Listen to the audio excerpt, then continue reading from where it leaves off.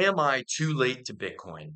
That is the question I get asked almost every single day. And the answer is no. And in this video, I'm going to explain exactly why, despite Bitcoin's decade and a half of massive, massive returns, we are still only a sliver of the way into what Bitcoin is going to ultimately do, which is take away the savings premium of all other asset classes. Allow me to explain.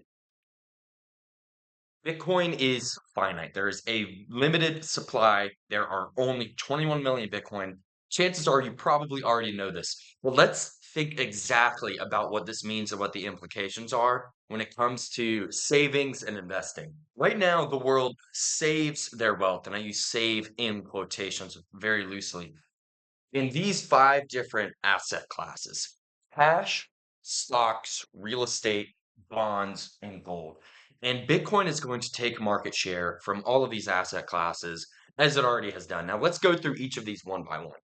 First, cash. We're going to give this a big X. That's trash. Everyone knows cash loses value over time. It's not actually a great way to store your wealth. Having a savings account, a checking account, a CD, cash in your mattress, this is a surefire way to poverty over the long run and even over the medium run. Over the last 5 years, we've seen the price of all goods and services to skyrocket, not because of any reason other than the fact that there are more dollars in the system. There are more USD. If you save in dollars or euros or yen or yuan, doesn't matter. All of these fiat currencies are trash. They lose value over time. Terrible savings account. Next, we'll go to stocks. And this is probably the most popular savings account, one of the most popular savings account, especially if you're an American, millennial, Gen Z, Gen X. And when I say stocks, I'm really referring to the S&P 500. And when I say the S&P 500, I'm really referring to the Magnificent Seven, right? Apple, Amazon, Facebook, Netflix, Google, Tesla, and Nvidia. Those seven stocks make up the majority of the US stock market. Any move in the S&P 500 is pretty much driven by those seven companies. So think about it. The world is using these seven companies as a savings account. Most people, anytime they get a paycheck, they automatically take 3% to 6% and put it into a 401k. In the investment world, we call this passive flows. And these passive flows are always going into the S&P 500. Most people blindly allocate to the US stock market. They don't think twice about it. And this is their retirement plan, right? They do this for decades on end. And so the stocks aren't being bought because people think, Warren Buffett style value investing, that there's some kind of deep value here, a mismatch between the earnings and growth expectations and all that. No, people are just using stocks as a savings account. So if we're going to rate this, I'd give stocks, a check. They're pretty good. They go up over time about 7%, which is about the same rate that the currency gets devalued. So you're kind of treading water when you save in the stock market. Next, let's look at real estate. This is very popular. We all know somebody who is like, man, I'm doing well, I'm killing it because I bought all these investment properties. Or your house, you think you're a genius investor because your house you bought 10 years ago is worth twice as much. But again, you're pricing it in cash and fiat currency, which loses value, right? The drywall and the wood and the screws didn't necessarily become more valuable. Neither did the land, but the currency we're measuring it in devalued. And real estate's pretty good, right? Because land is finite for the most part. Now, real estate itself, we can always build higher. Case in point, look at the city of New York. If there's more demand for a certain area of land, well, we'll just build up. So it's not truly finite in the same way that Bitcoin is, but real estate's pretty good. But it comes with all sorts of headaches, taxes, maintenance. You're very cut to the jurisdiction you live in, right? If you bought property in San Francisco 30 years ago during the massive tech boom of the 90s, well, that was great at the time, but now look at San Francisco in 2025. You got homeless people everywhere, terrible taxes. Newsom is a terrible leader. So you have all sorts of problems when it comes to real estate. You have to be a landlord. You have recurring maintenance or fees, not to mention natural disasters that can destroy your property, insurance, all this stuff. A lot of headache. It's not necessarily a hands-off savings account. As much as people like to talk about, oh, I got into real estate and now I get this passive income, that's not exactly the case. You're not getting the full story there. But we'll give real estate a double check. Pretty good because there is a limited supply. If you can buy real estate at Miami Beach or somewhere generally speaking, you're going to do okay. Much better than if you save in cash, and probably better than if you save in stocks. Now we'll look at bonds, and this is the big fish right here. This is the whale that Bitcoin is coming for. Bonds are just a derivative of cash. When you own a bond, you simply are owed cash in the future. So it's cash plus interest, some amount of percent. Now, the problem with bonds is that they are returning negative when adjusted for inflation. Treasury rates went under 1%, nearly 0%, and you still had investors, savers allocating their wealth into bonds, despite the fact that when you account for inflation, you're actually losing value over time. And bonds have the biggest market share of all these five assets, and they are currently in the most trouble right now because we all know about this number, 36 trillion. We all know where that comes from. That is the United States debt, which is treasury bonds. They owe a lot of money. They're not going to be able to pay it back by simply taxing the population, bringing in that revenue, running a budget surplus, being smart financially. No, government, you can't expect them to be smart financially, nor is it even possible at this point when you have Social Security, Medicare, defense spending, and interest payments on the debt. All of that is by far the majority of the budget, and those four items they can't cut. So what are they going to do to pay the bonds, to pay this debt? They're going to print some of this. Lastly, gold. This is kind of your tinfoil hat uncle's favorite asset. And it does okay at times, but generally speaking, it has underperformed stocks. It has underperformed real estate. Oftentimes, when gold is brought up, it's brought up in the sense of a doomsday conversation, right? A end of the world apocalyptic scenario. And sure, if that's your use case, but have at it. But we're talking about financial assets, investing in the real world. We're not talking about a doomsday scenario where the grid goes down and everything's all chaos, Mad Max, because none of these are going to help you in that scenario, and that's not what we're talking about. What you want there is you want ammunition, you want food, and you want water. You want ATVs and trucks and that sort of stuff, but different conversation. But within the context of investing, gold, it's all right. It's not the best. We'll give it, half a check there. Not as great as stocks or real estate by any means, but better than holding cash and better than holding bonds in the current environment. Now, with all of that said, let's get into why you're not late to Bitcoin. Here's the big picture. Here is why you're not late to Bitcoin.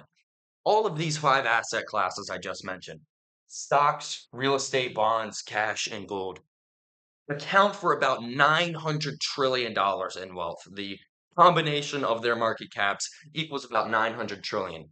And now Bitcoin has a market cap of just 2 trillion. We're not even at half of a percent of the total addressable market. This here is Bitcoin's maximum potential, total addressable market, also known as TAM. Now think about where humanity wants to save their wealth. And what is a good store value? What is something you want to save for the future? You work hard, you convert your time and energy into some asset, and you want it to retain its value through time and space. Well, stocks. Can someone make more stocks? That's the question when it comes to store value. Can someone make more of this? The answer is yes. Companies do ATMs, the market offerings all the time. Stocks are not finite by any means. Real estate, kind of. You can kind of make more real estate like we discussed. It's relatively scarce and you can't build more land exactly. Well, you can in Dubai. We've seen they've done the artificial land islands, which are pretty fiat in my opinion, but you can technically do that. But relatively speaking, they're scarce. You can build up. Real estate has some issues like we discussed earlier. Bonds, infinite supply of bonds. The US government can issue as much debt as they possibly want because they have a money printer to buy that debt. So bonds, not scarce. Cash, we know, not scarce. They can print it. And gold, despite common perception, gold is actually not scarce at all. The circulating supply of gold increases by about 2% every single year. And over 30 years, that's going to be doubling the entire circulating gold supply. So not finite either. Plus, as human technology progresses, we become more efficient at producing gold, mining gold, and the supply can increase even more that way. And last point on gold, If the price of gold were to double tomorrow, you're going to have rappers pulling out their teeth, selling their chains, people tearing down the drywall to get the gold out of the transformer. Anywhere gold can be found, people will find it, supply will increase, and the price will decrease. Now, Bitcoin, of all these asset classes, Bitcoin is the one thing you can't make more. You can't make any more of Bitcoin. There's only 21 million. If the price were to double tomorrow and everybody stops what they're doing, it gets as much computing power as they possibly can and tries to mine Bitcoin, well, the difficulty is going to adjust and Bitcoin is not going to get mined at any faster of a rate. The 21 million supply cap is not going to be lifted. And so Bitcoin being the one thing that we can't make any more of, how much of humanity's wealth do you think people collectively, investors, families, institutions, are going to want to save using the one thing you can't make more of? Because right now they're barely using it at all. 2 trillion compared to 900 trillion. Let's just do some quick math here. Let's look at some simple calculations here. If there's $900 trillion worth of stuff, worth of savings and investments in the world, 900 trillion, if Bitcoin takes just 1% of that, it will have a market cap of $9 trillion. You divide 9 trillion by 21 million Bitcoin, you have a price of $450,000 per Bitcoin. But there's one thing in the world that humanity can't make more of, and that's Bitcoin. Probably going to be worth more than 1% of humanity's savings. Let's say still conservative estimate of 5%. Well, you're looking at a Bitcoin price of over $2 million, which right now to you may sound just mind blowing, astronomical. That will never happen. These magic internet coins can't be worth $2 million a piece. Well, quick math says that's not even really scratching the surface at that point. Let's say Bitcoin captures 10% of humanity's savings. 10%, 4.5 million, 20%, 9 million a coin. Now, just looking at these simple numbers, you can see there is a lot of upside left in Bitcoin. We're only at $100,000 right now, as of the time of recording, January 30th, 2025. Just to capture 5% of humanity's savings is a gain of more than 2,000% from here. So before you go out chasing all these various meme coins, there's millions of them. They can spin up like that. Anybody can create a meme coin, no cost, and there's an infinite supply of them. Stop chasing the gains in that. Bitcoin is the thing that is being monetized by humanity. It is the new asset class, along with stocks, real estate, bonds, gold, and cash. Bitcoin is going to emerge as the sixth asset class, the major asset class. All of the top investors are understanding that you need to get some amount of exposure to Bitcoin. They say 1%, 3%, 5%. I say anything you don't want to lose because this is going to be worth millions of dollars per coin. It's inevitable at this point. You have the United States government acquiring Bitcoin. You have all of the largest financial institutions in the world acquiring Bitcoin. And it's not because Bitcoin's quote unquote capitulating to the banks. No, it's actually the other way around. Bitcoin is here to stay. They can't shut it down. Humans have led a grassroots adoption of Bitcoin. We have chosen this as our store of value. It went from a $0 asset to $1 trillion asset without the banks, without the government. And they understand that they can't shut it down. So what are they doing? They're capitulating. They're saying, wow, if we can't stop this, we should start to get some too. So you should be getting some as well because everybody's getting Bitcoin. It's here to stay and it's going to be worth millions of dollars per coin.